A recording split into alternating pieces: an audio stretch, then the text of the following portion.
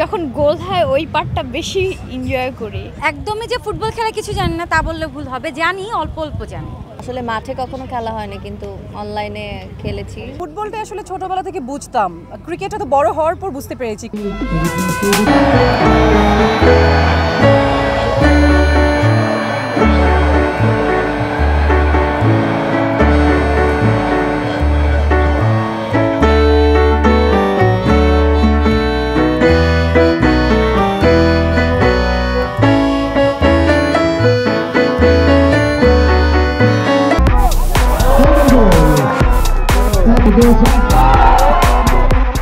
Football খেলা ভালো লাগে ছোটবেলা থেকেই, বাট বুঝি কম একটু, বাট এনজয় করি।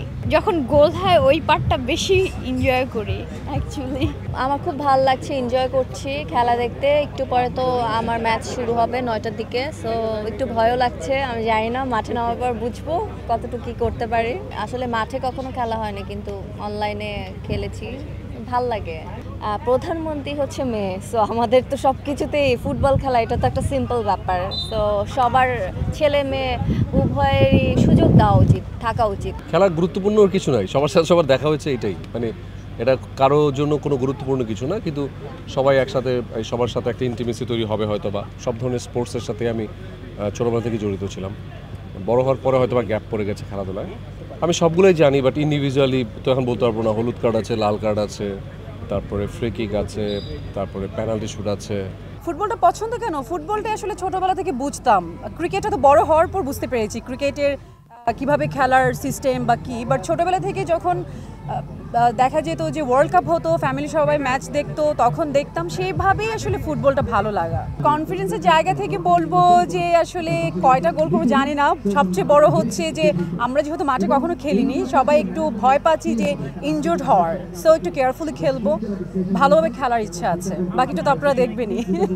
ক্রিকেট সম্পর্কে নলেজ আছে, কিন্তু ফুটবল সম্পর্কে নলেজটা কিছুটা কম, কিন্তু স্টিল জানি।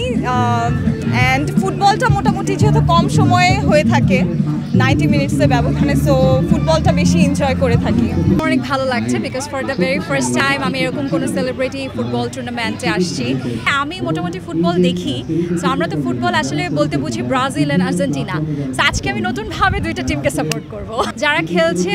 আমি যেহেতু একজন মেয়ে এবং মেয়েরা যেহেতু খেলছে, আমি তাদের জন্য অনেক অনেক বেশি দোয়া করছি যেন আমাদের টিমটা জিতে যায়। আমি যেহেতু প্লেয়ার না, সো ওভাবে আসলে বলতে পারবো না, তবে টুকটাক রুলস সম্পর্কে জানি, যেহেতু ছোটোবেলা থেকে খেলাধুলা দেখি, সো সেই জায়গা থেকে হয়তো টুকটাক জানি। তবে প্রপার নিয়ম যদি বলা হয় তাহলে হয়তো বা প্রপার নিয়ম জানি না। আমরা সেলিব্রিটিস যারা আছি আজকে গ্যাদার হয়েছি, আমরা আসলে ফান গেম খেলছি এবং আমাদের মানে সোসাইটি থেকে অনেক বেশি খেলা বিমুখ হয়ে যাচ্ছে, যে কারণে এই খেলার মূল মোটোটা যে সকলকে খেলার দিকে বা বিভিন্ন কালচারাল সাইডে ইনভলভমেন্ট করানোর জন্য আজকের এই মানে এত বড় আয়োজন। সো চাই যে এরকম আয়োজনের মধ্যে দিয়ে একটা ফান গেম হোক। আমরা সবাই কলিগস, আমরা একে অপরের বন্ধু, আমরা সুন্দর মতো সবার সঙ্গে খেলবো, মজা করবো, অ্যান্ড দ্যাটস ইট। খুব ভালো লাগছে, লাইফে ফার্স্ট টাইম ফুটবল খেলছি।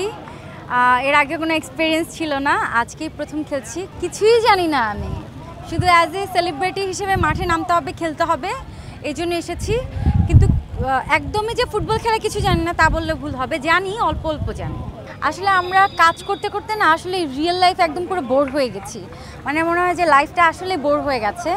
তো এই খেলাটা আমাদের একটা প্রাণ দিয়েছে।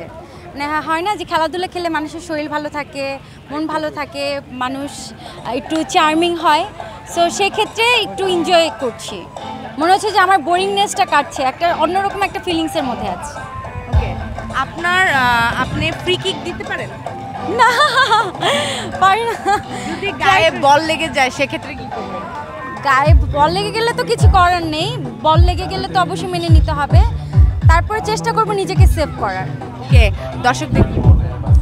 দর্শকদেরকে বলবো একটু পরে মাঠে নামছি, খেলা শুরু হয়ে যাবে, আমাদের জন্য দোয়া করবেন, আমরা যেন মানে কি বলে জয়ী হই। আর যদিও খেলা পারি না, চেষ্টা করব খেলার, একটা অন্যরকম ফিলিংসে আছি, টেনশনে কাজ করছি। জিতে গেলে কি করবেন? জিতে গেলে তো অনেক খুশি হব, যে এটা একটা কি বলবো যে না চাইতে পেয়ে যাওয়া একটা যে ব্যাপার থাকে, যে জীবনে এটা খেলি নাই তারপর আমরা জিতে গেলাম, সো এই আনন্দের কোনো সীমা থাকবে না।